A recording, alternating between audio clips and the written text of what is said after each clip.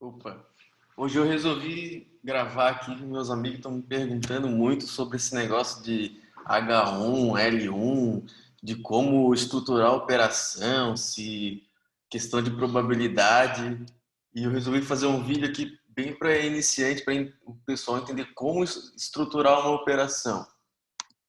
Então, onde colocar o stop, o risco máximo por trade, isso a gente tem, antes de entrar em qualquer operação, saber como eu já ensinei ali, calcular o lote no outro vídeo.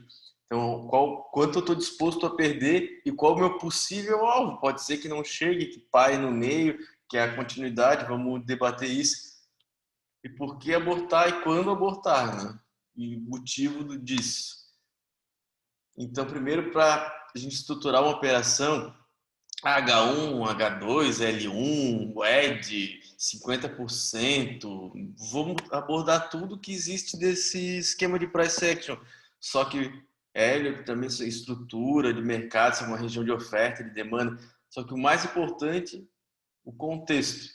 É um contexto lateral, um contexto de alta, o ciclo é um canal amplo, é uma lateralidade estreita. Onde vai meu stop, meu alvo? Então, isso depende das barras anteriores. Aqui a gente está analisando só um time frame. O importante é analisar esse contexto dentro de vários time frames, 60 minutos, até inclusive o diário. Às vezes alguma coisa do diário interfere no intraday. O 60, o 15 eu gosto de olhar bastante e eu opero pelos 5 e vou ensinar também quando eu acho que podemos fazer uma entrada fina em um time frame menor, mas isso aí é um pouco mais avançado. Esse aqui é um vídeo para iniciante. Então, as barras anteriores é o contexto da operação, né? Olhar qual é a pressão dominante. O vendedor ganhou dinheiro, o comprador ganhou dinheiro. Nesse caso aqui que a gente está vendo, o mercado vinha de lado, acabou fazendo um falso rompimento, depois o rompimento bem sucedido. Ó. Quantas barras de alta? Uma, duas, três, já vindo de um contexto de alta, de um rompimento, de uma lateralidade falso para baixo, vindo para cima. Se o dia deve expandir isso tudo, é o contexto, porque não só uma barra não vai te dar o contexto, que é o porquê que tu acredita na probabilidade de o mercado subir e não cair, se tu estiver comprando ou ao contrário, se tu estiver vendendo, né? Aí no caso aqui, ele tentou fazer uma tentativa de retomada para baixo, para de repente testar o ponto de rompimento, uma primeira tentativa de retomada de alta, né? Vamos dizer, o iniciante ele deve procurar uma barra que sinaliza para ele entrar na operação, porque de repente ele poderia entrar a mercado a qualquer momento, mas o iniciante vê o preço caminhando contra ele. Muita gente recomenda uma barra de sinal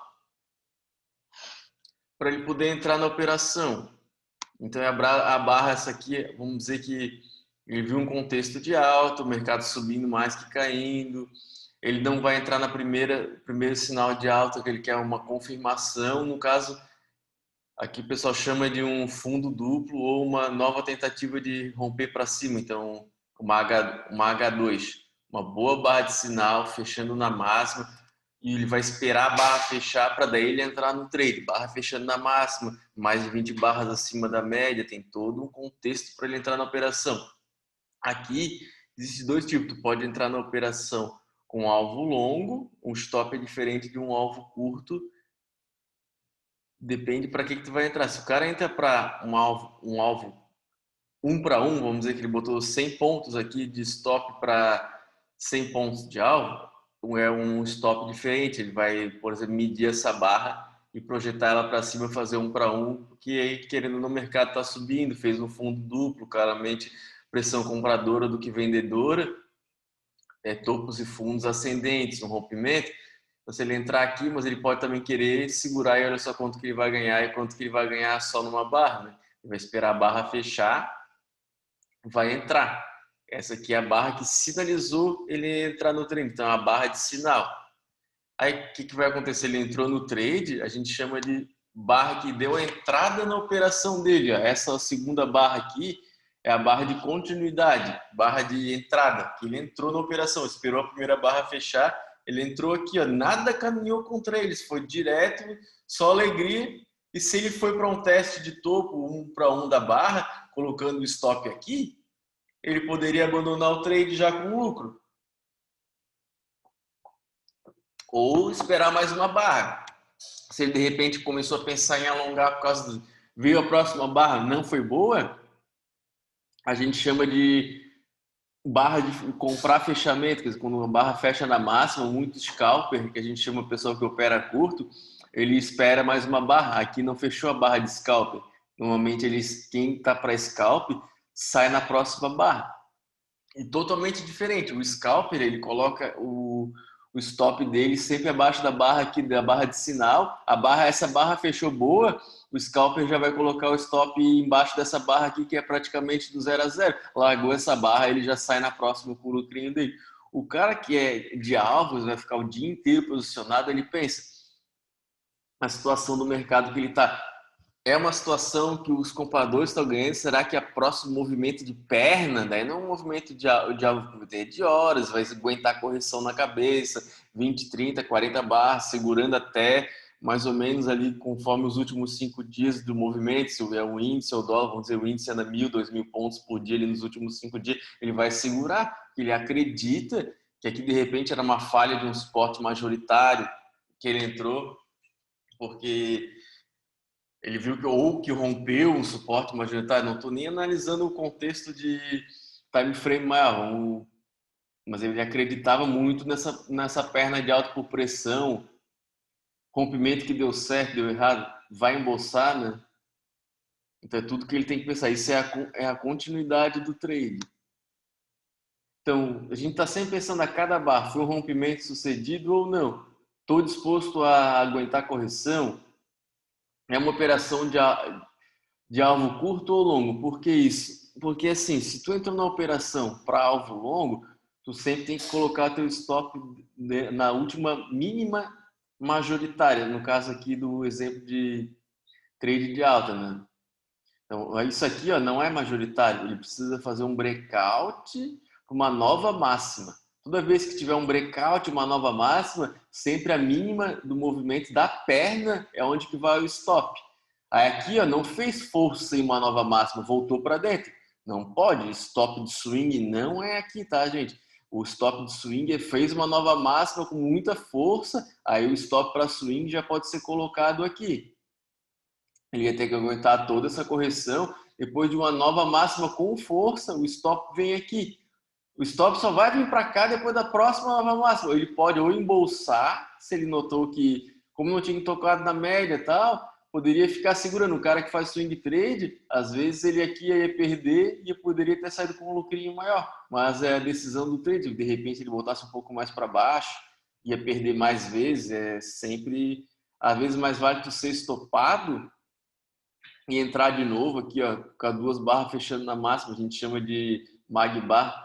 Mas como é um trade aqui para iniciante, a gente não vai entrar nessa parte de setup. Setup, ele é duas coisas para quem está iniciando. Muito mais as barras à esquerda do que ficar decorando padrão. Muita gente ensina setup. Barra de sinal, muita gente acha que é bom assim quando está iniciando, e tem muito amigo meu que só entra com barra de sinal e é iniciante e está ganhando dinheiro da bolsa. Então eu acredito assim, pela experiência de pessoas diferentes que eu conheço que operam, de repente vale a pena quem está iniciando tentar, né?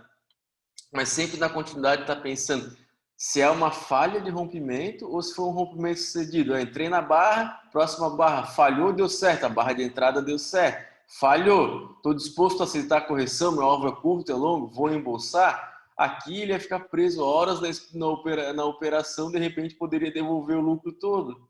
Só que mais vezes ele vai ter um alvo mais longo, vai se dar bem, e mais vezes ele vai sair com o alvo curto, uma decisão do trade, ou fazer uma parcial. Tem gente que daí quando anda já bota no zero, garante um pedaço da operação, aí é decisão do trade. Mas é barra a barra, a gente vai decidindo se teve a continuidade boa ou não, e se eu estruturei isso uma operação de alvo curto ou longo, dependendo do contexto do meu estilo operacional. Espero ter ajudado aí meus amigos que estavam perguntando sobre isso de H1, H2, porque, por exemplo, aqui, ó, aqui já está um contexto muito mais as barras andando de lado aqui, onde que eu estou mostrando aqui, ó, o mouse. Então, as barras andando de lado, Será que vale a pena o H1? Veio abaixo de barra H2.